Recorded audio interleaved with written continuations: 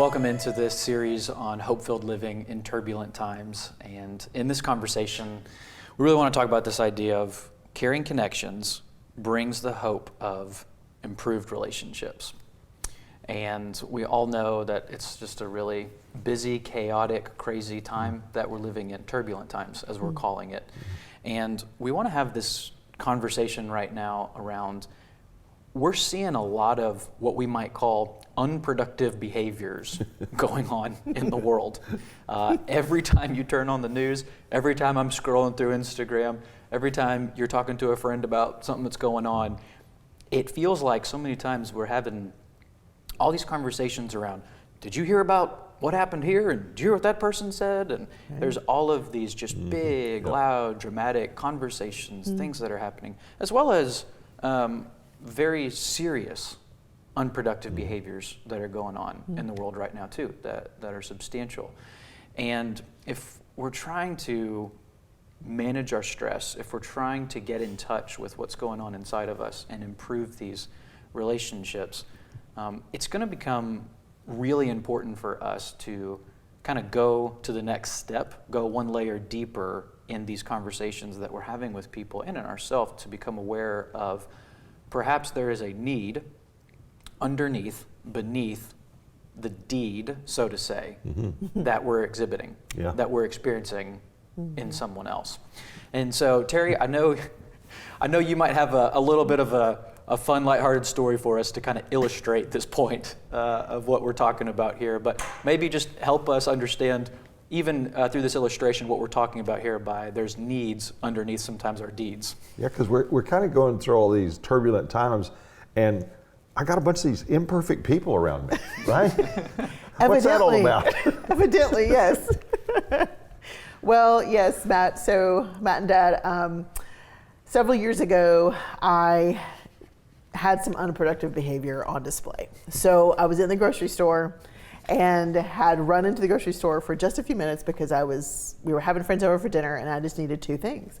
And so I run into the grocery store and I get my two things and I proceed to the express checkout lane. And I'm in the express checkout lane and there's a lady in front of me and she is just chatting with the checker in the express checkout lane. Not very express. No. And so, I listen and I watch and I observe what's going on. And then I happen to notice she has 22 items in the express checkout lane. You counted them. Yes, I did.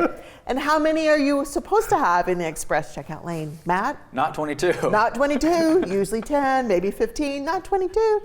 And then she just continues to chat. And I know that she continues to chat and I remember the time of year because they were having a conversation about homecoming moms. Apparently this lady's daughter and the checker had gone to school together and they were talking about homecoming moms together. And it was a very long conversation. And they were not completely unaware of my presence in the express checkout lane.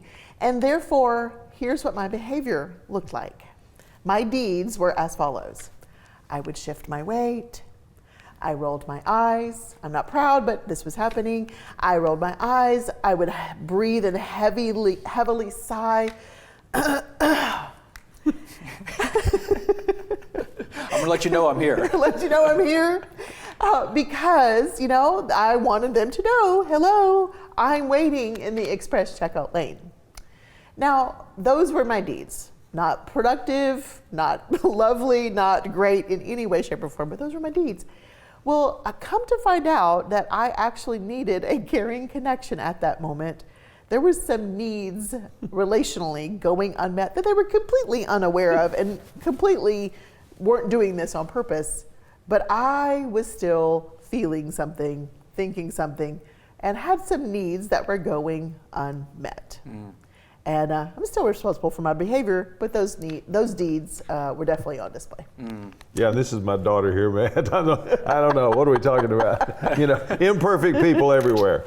Yeah. It reminds me, Terry and Matt, of a call I got years ago from this friend of mine, father of two teenagers, and you've still got teenager around, and they can be a little challenging. And in this case, there are a lot of sibling rivalry. Okay. And, he said, someone's always borrowing something from the other one and not putting it back. And someone is, taking too long in the bathroom or whatever. He says they're always back and forth. So he calls and he's basically looking for, I think Terry's come the latest parenting tips, of kind of how can we, fix these boys, right? And I knew him well enough because he says, as we were driving to church the other day, I hear from the back seat one saying to the other, he's breathing my air. So we're fighting over the air. And so he said, David, what am I going to do? And again, I know him well enough to look, as you just helped us with, Terry, to look for what need might have been going unmet in those boys' life that was underneath this unproductive behavior. So I said, now, Paul, let me ask you a question. How long has it been since you have had quality time alone with your 14-year-old, just doing something he would enjoy doing? Total silence. No answer. How long has it been since you've had quality time alone with your 12-year-old, doing something he would enjoy doing? Key words, not what you would enjoy, what he would enjoy. No answer. So I said, now, Paul, let me help you. You don't really need to be talking to me. What I encourage you to do is go talk to that 14-year-old, then to the 12-year-old, something like, hey, it's been too long since you and I have done something fun together. Let's plan something this weekend that you would like to do. I want to join you in. That's looking at the need underneath the deed, the unproductive behavior. Well, I saw Paul probably 6 weeks later, big smile on his face. It worked, Dr. David, it worked, Dr. David. I said, well, what do you mean it worked? He says, I had great times with both of them and they have calmed down. Now that's what we're talking about in this session, because there really is the hope, as you've talked about, Matt, that we can have improved relationships through caring connections. And one of the ways that we illustrate that is with this little chart called the pain and potential chart. So Terry, you've just really described the pain side of this chart, where we start with unmet needs, right? And then it impacts our thinking. Things like, how long are these people going to take, right? That's right. Yeah. If you can't count, you shouldn't shop. That's right. And now like that. you could have been thinking, can she not read the sign about how many items, right? Exactly. And then we start feeling things like a little frustration, a little irritation, right? Yes. And then that impacts our behavior. Yes. Okay, so we go from thinking to feeling to actually behaving certain ways. So now we got all the body language and we've got all the, sounds and sighs and rolling of eyes. And so that's what was going on with these two boys. You see, they had unproductive behaviors, but underneath that was maybe your need to be respected, right? Yes. Right? The need to be supported in the journey through the grocery store, so you get back to finish the task you were. So when those needs go unmet, it really does produce a lot of unproductive behavior. And so what we love to say is the good news side of things is called the potential chart. So that when those needs are met, so when these two boys had quality time alone with their father, doing something they enjoyed doing, right? Their need for attention, we've called it, would be met. My dad entered into my world, did something I enjoyed doing, and then imagine the impact positively on a child's thinking. My father enjoys being with me, maybe thinking things like, I must be important. And so you begin to think those positive things, and that impacts your emotions positively. I'm grateful my dad's here with me, I really appreciate my dad being here with me, and that prompts positive behavior, even from these boys. So in fact, Paul said, when we actually had quality time with my 14-year-old, so he's, big teenage boy, thinks he's all grown up and everything. We got through playing basketball that he wanted to do, and my 14-year-old said, thanks, Dad, and hugged me. Now that's what we call productive behavior from a teenager. Is that right? Yes. And so one of the secrets that we're going to be exploring a little bit is, this might not sound rocket science, but life is a lot more fun when we spend more of our life at the top of the chart than at the bottom of the chart, right? And so that's what we're exploring together. We talk about these caring connections. And I'd like to first kind of talk a little bit about that applied to marriage, and then Terry will let you kind of apply these principles to family, and Matt in the world of friendships. And the principle kind of goes something like this, that we don't want to let this loving feeling grow cold, because we really do have caring, loving connections and feelings toward the people in our lives, whether it's roommates and friends, whether it's family members or spouses. And so one of the encouragement things that we talk to married couples about a lot is having those quality times when they can talk. We've sometimes called them married staff meetings, and focus on during those times intentionally meeting one of those relational needs that we know we all have. And one of the ones that we're going to illustrate real quickly is the need for approval. Approval has to do with this affirming my significance, worth, value, affirm my character qualities. It's not so much things I do. We talk about that being appreciation for things I do. This is more for who I am. So approval has to do with approving of who I am. So let's take just a moment, watch this short video in where it's really a great way to communicate the message, what about me makes you proud? So let's watch this together.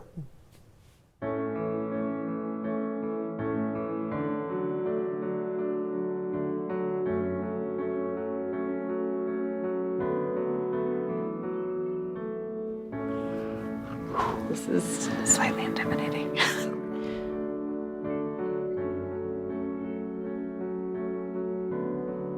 Dad, what about me makes you proud? Oh man.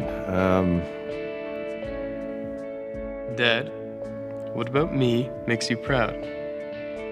Dad, what about me makes you proud? Oh man. Dad, what about me makes you proud? And I have to answer that one? Yes. Just about everything that you do. You're loving, you're funny. I could go on and on. What makes me proud about you is you just being yourself. I had trouble with alcohol. It was actually an intervention. Even with all the other people there, you were the real reason that I made the decision to go into the treatment center that I did. And thank you. Thank you. You're helpful. Yeah, you forgot the funny part. Your attention to hygiene. Dad, I'm grateful to you for choosing to stay when I was little. Why am I crying? At the time when I'm graduating and I'm packing up and leaving, then it's really gonna hit me. And I think about a time when if you're not around, like that would be awful. But like you're the person that would always laugh. Dad, I'm grateful because we didn't know how long you were going to be with us, so we're so happy that you're still here. Dad, I'm proud of you for knowing that the most important thing was to just give your kids so much time. I've always been impressed by you. You made it easy. Thanks. I miss having the chance to just check in with you. I miss your sketchbooks. I love you. I love you too. We don't say it enough. Hey. I love you, Dad. It doesn't compute until they're gone.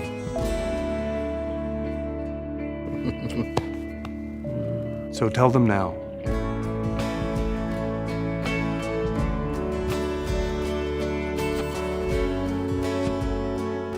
Sort of weird standing so close to you. What a great illustration of meeting the need for approval. And what we want to do right now is kind of give each of us an opportunity to do that. And the way we're going to do it is really to kind of reflect on what we would call kind of some key character qualities. So I'm really grateful, Terry, for your diligence, for your creativity. All right, those are character qualities. They're actually both true about her. I'm not making them up. And so I'm really grateful, How Matt. nice. Yeah, how nice. So Matt, I'm really grateful for your kind of sensitivity and compassion toward other people as you interact with our team and with others. You have a real caring heart that really comes out that makes a real impact in people. So when we talk about approval, we're talking about those character qualities, things about who you are that I'm really grateful for. So we want you to think about responding to that, maybe sharing that with those you're with, or chat your response of, I'm really grateful for which of these character qualities, and maybe giving them an example, all right? Like at every holiday, Terry is always real creative about come up with some way that we're going to creatively celebrate that holiday, or we're going to make decorations that relate to that holiday, or something like that. So take just a moment to do that with those you're with, or chat your response of, I'm really grateful for what about this person? Which of these character qualities would be true of them? Take a moment to do that.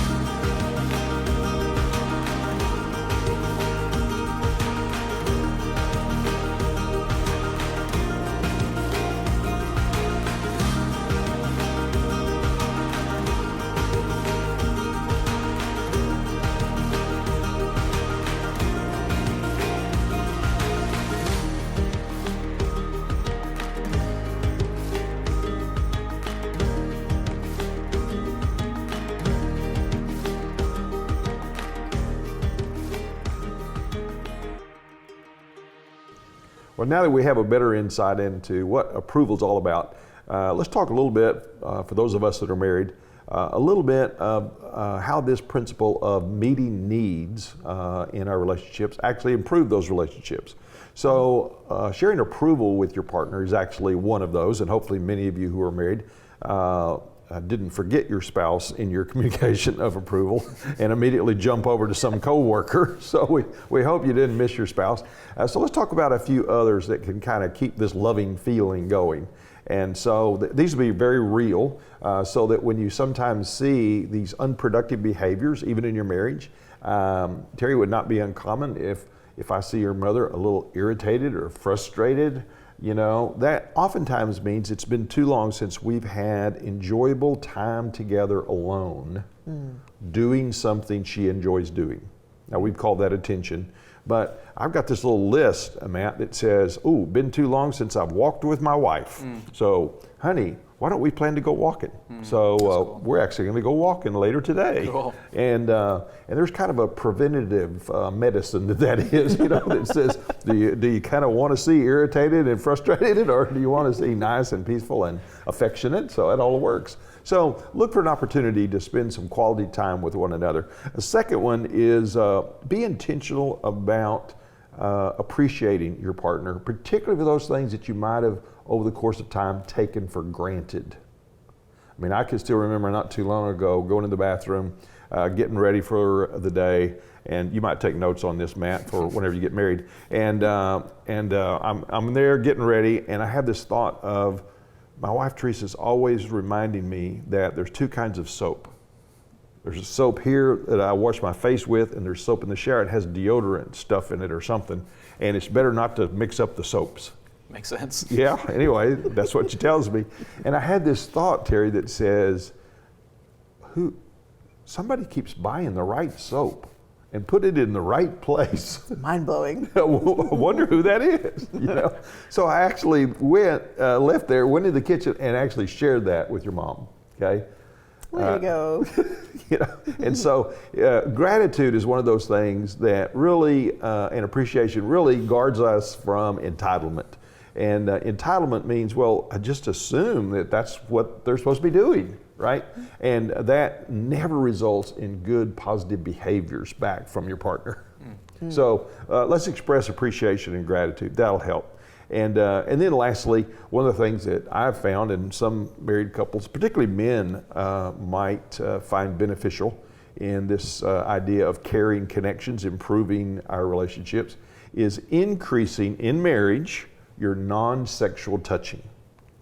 And oftentimes, Matt, men will look at me like, what's that? You know, right?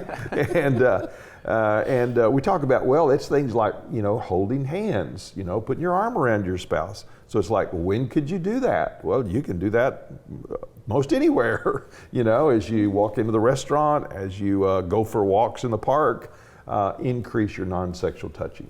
That's kind of a interesting way to begin to invest in caring connections and just see if relationships and other things don't improve. Yeah, just my thoughts. So, Terry, how about you? How are we going to keep the loving feelings going in our family? Yes, well, this is an important topic, especially for parents, because as you guys know, there are no perfect people, and therefore there are no perfect children, and there are no perfect parents. And so we're going to have to do something that helps address the imperfect behavior. This is maybe an old phrase and an old saying, but it's really worth repeating when it comes to parenting. And Matt, I don't know if you've ever heard this or not, but there's an old saying that says an ounce of prevention is worth a pound of cure. That's an oldie, but a goodie.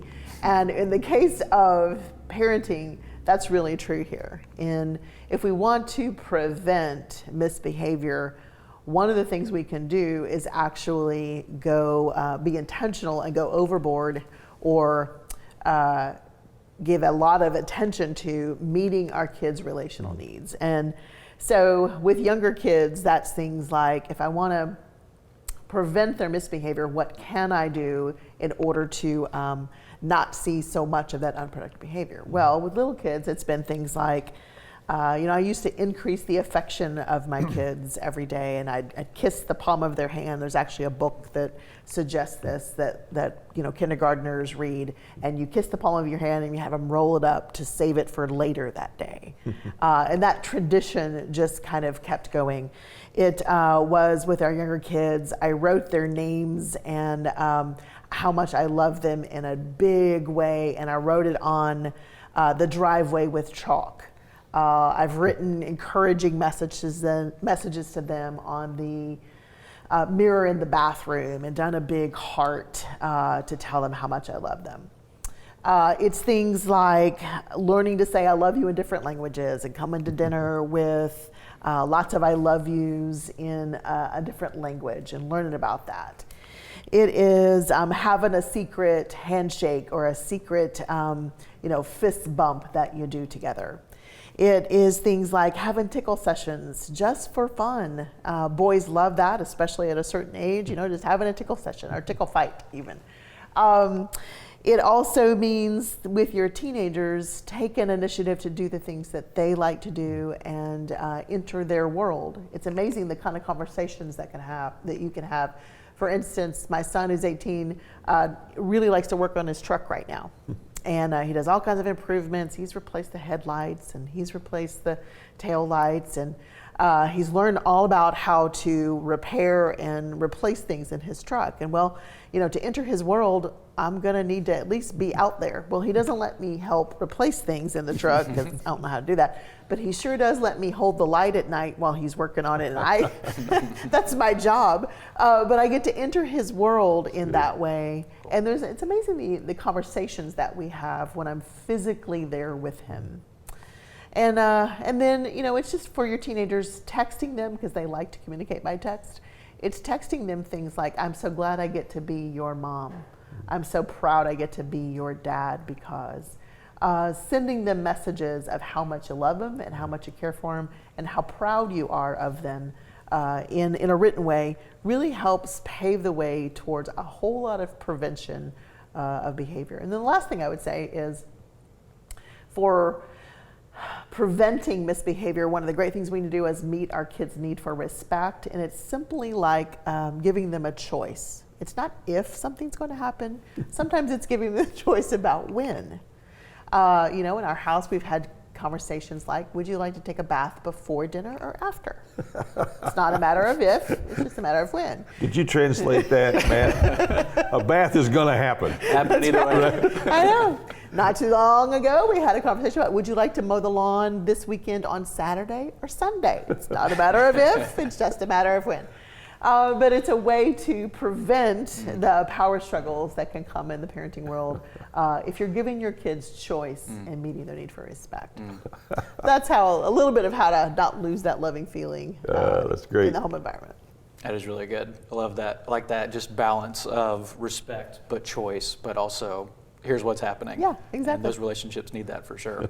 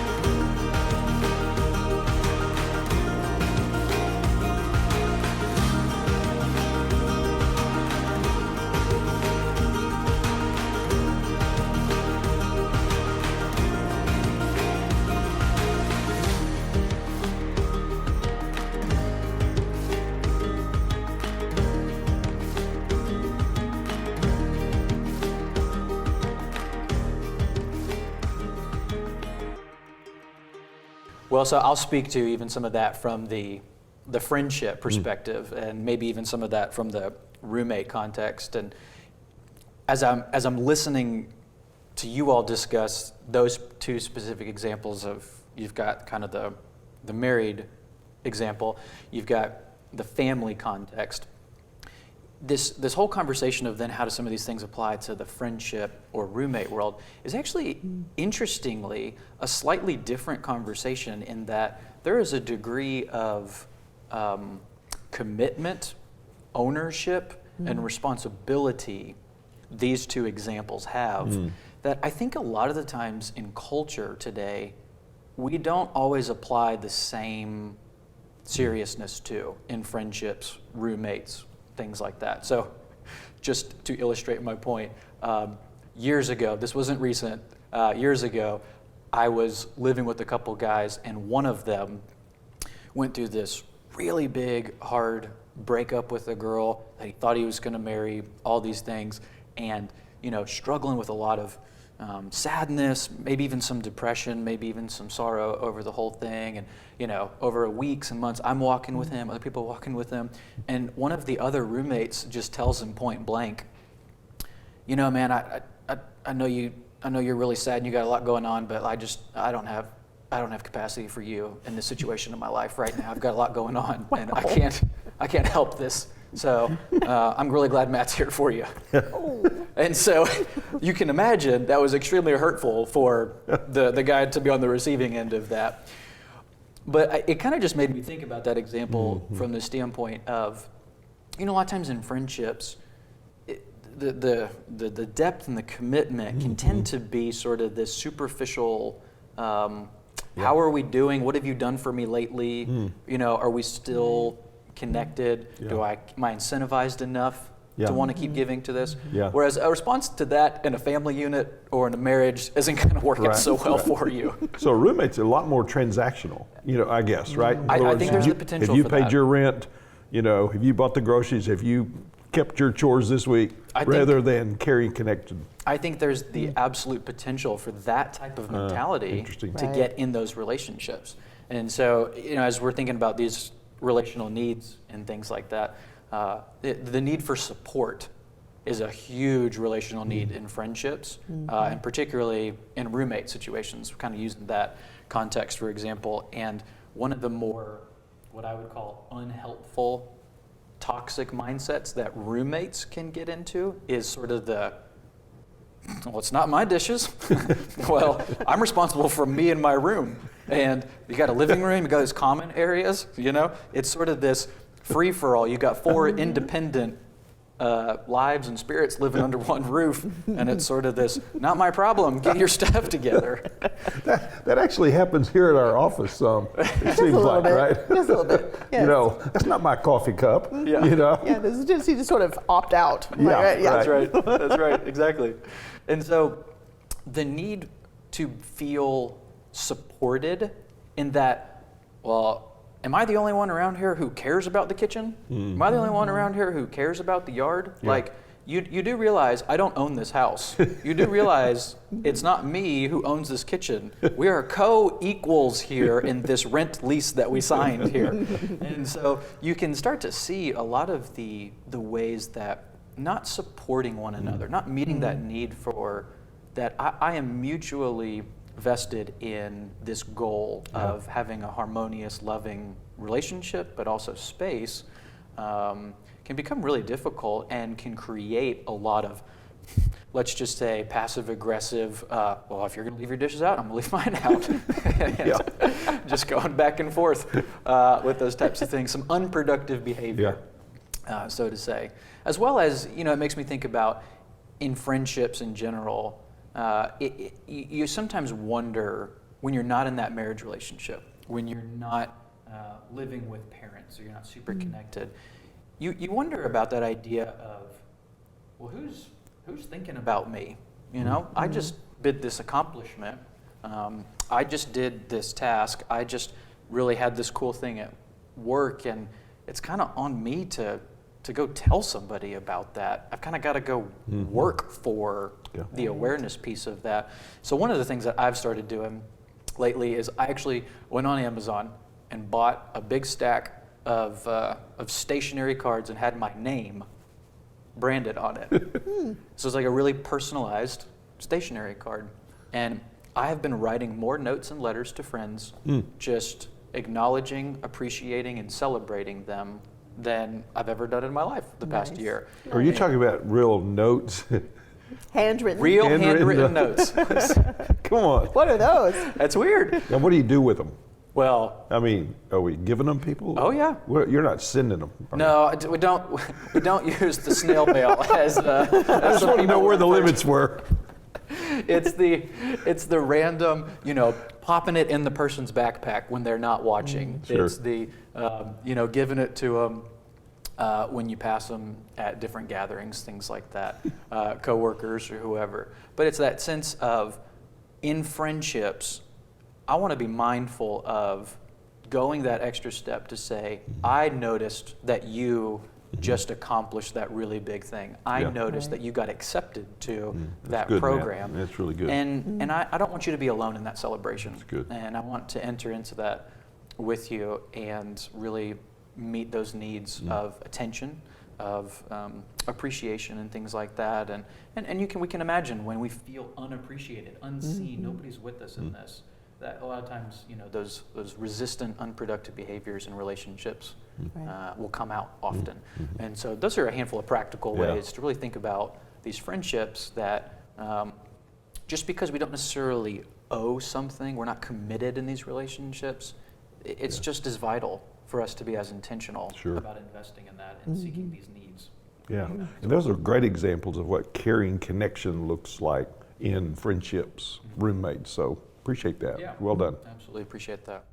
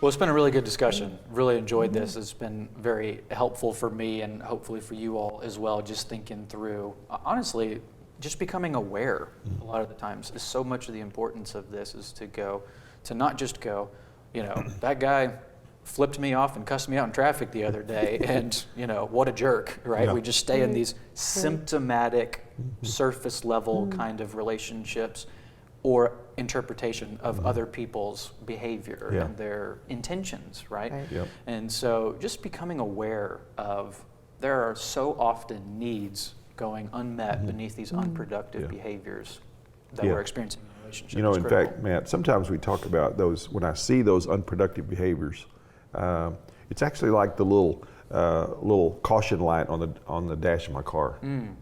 That kind of says, warning, warning, unmet needs, unmet needs. That's good. You know, and so I think a little bit of our conversation today has been, let's pay attention to those little warning lights when we see unproductive behaviors in the lives of people, and then look for the opportunities like we've all talked about to kind of give into carry connections with that person. Yeah, that's really good. I like that. I'll keep that imagery with me for a while there at that. That's really helpful. And so, yeah, so we'd love for you to utilize, again, some of the resources here that's in your material. Like we talked about, the table talks and then the great family growth plans as well. And just continuing to have that mindset and that heart that is looking to give to relationships, to relate, not react to things that are going on, to strengthen these relationships, that there really is hope for great relationships. And we don't have to walk around with this despairing, depressed feel that there's no hope for these relationships to actually grow in connection and grow in restoration. So thanks for this conversation. It's been fun. You bet. It has.